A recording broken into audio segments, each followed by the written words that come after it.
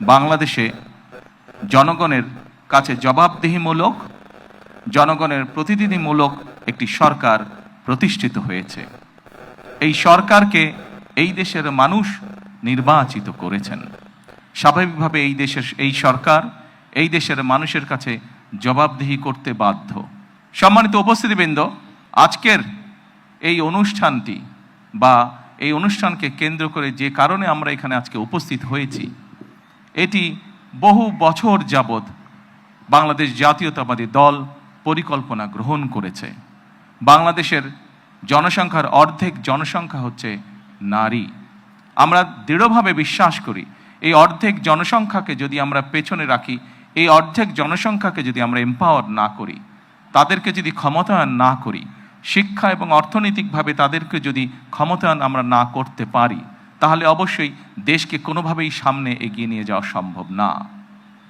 আপনাদের নিশ্চয়ই সকলের খেয়াল আছে, এর আগে বিএনপি সরকার যখন দেশ পরিচালনার দায়িত্বে ছিলেন, দেশনেত্রী বেগম খালেদা জিয়া যখন দেশ পরিচালনার দায়িত্বে ছিলেন, সেই সময় সমগ্র বাংলাদেশে তিনি নারীদের শিক্ষা ব্যবস্থা, স্কুল পর্যায় থেকে ইন্টারমিডিয়েট লেভেল পর্যন্ত শিক্ষা ব্যবস্থাকে বিনামূল্যে করার ব্যবস্থা করেছিলেন। সেই শিক্ষিত নারী সমাজকে আজকে আমরা অর্থনৈতিকভাবে এম্পাওয়ার করতে চাই, অর্থনৈতিকভাবে তাদের সচ্ছলতা গড়ে তুলতে চাই, এবং সেই লক্ষ্যকে সামনে রেখেই বর্তমান সরকার গঠনের আগেই পরিকল্পনা গ্রহণ করেছে কিভাবে নারীদেরকে আমরা ক্ষমতায়ন করব, অর্থনৈতিকভাবে সচ্ছল করে গড়ে তুলব। এবং তারই অংশ হিসাবে আজকে এই ফ্যামিলি কার্ড আমরা সমগ্র বাংলাদেশে পর্যায়ক্রমিকভাবে ইন্ট্রোডিউস শুরু করলাম। আজকে আমরা প্রাথমিক পর্যায়ে, আপনারা নিশ্চয়ই এর মধ্যে বক্তব্য শুনেছেন, প্রাথমিক পর্যায়ে আমরা যেহেতু সরকারের কিছু নিয়ম নীতি আছে, আমাদেরকে সেই সকল নিয়ম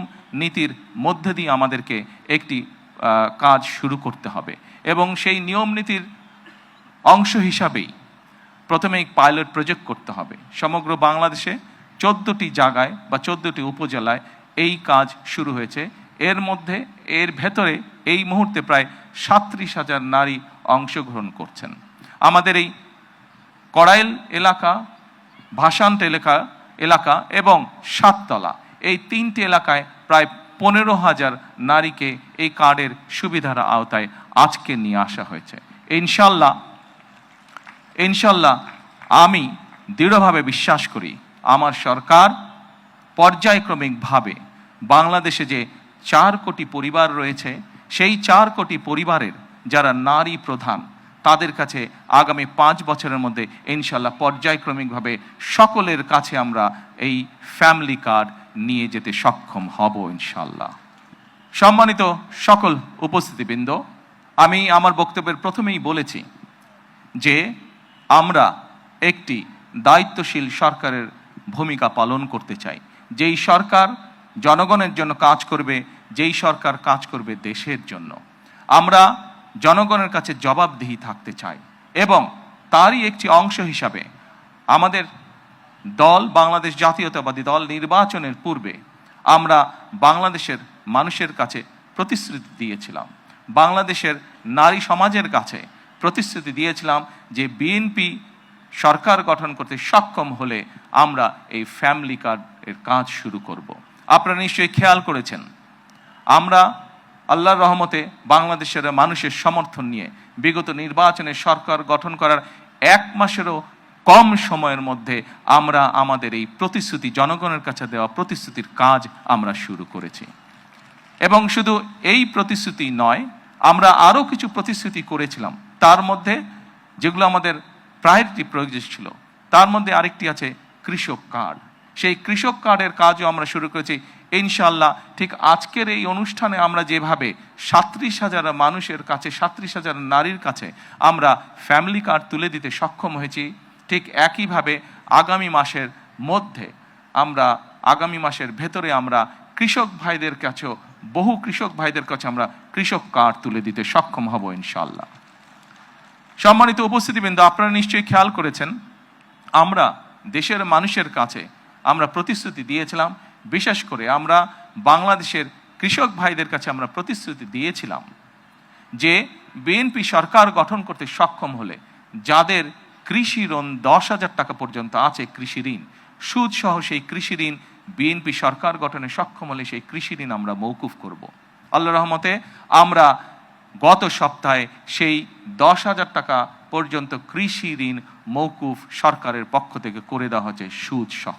এইভাবে একে একে আমরা জনগণের কাছে দেওয়া প্রতিশ্রুতিগুলো, যেই প্রতিশ্রুতিগুলো পূরণের মাধ্যমে জনগণের ভাগ্যের পরিবর্তন হবে, যেই প্রতিশ্রুতিগুলি পূরণের মাধ্যমে, একটি সরকারের প্রতিশ্রুতি পূরণের মাধ্যমে দেশের ভাগ্যের পরিবর্তন হবে, জনগণের ভাগ্যের উন্নয়ন ঘটবে, সেই প্রতিশ্রুতিগুলো আমরা ধীরে ধীরে পর্যায়ক্রমিকভাবে যে কোনো মূল্যে পূরণের চেষ্টা করব।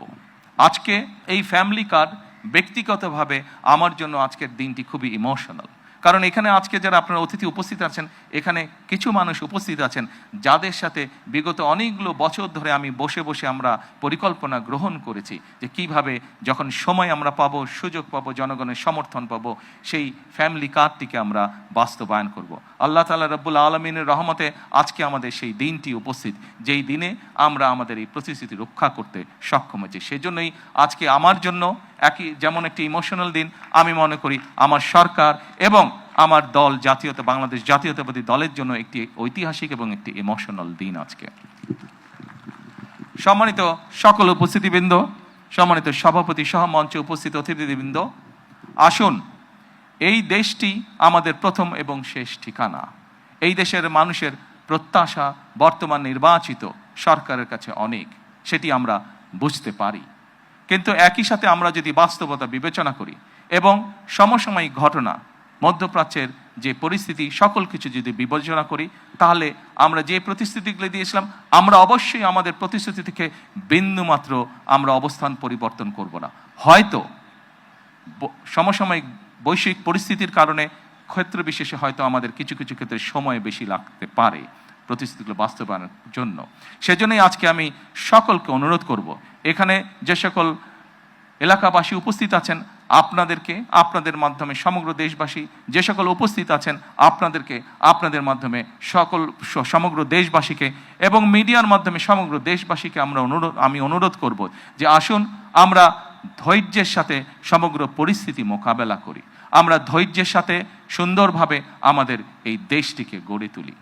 সম্মানিত সকল অতিথিবৃন্দ, আমি নির্বাচনের সময় একটি কথা প্রায় বলতাম, প্রত্যেকটি নির্বাচনী জনসভায় আমি একটি কথা আমার বক্তব্যের শেষে আমি তুলে ধরতাম। সেই কথাটি ছোট্ট একটি স্লোগানের মতন, আপনাদের সকলের কম বেশি জানা আছে, সমগ্র বাংলাদেশের মানুষের কাছে স্লোগানটি পৌঁছে গেছে।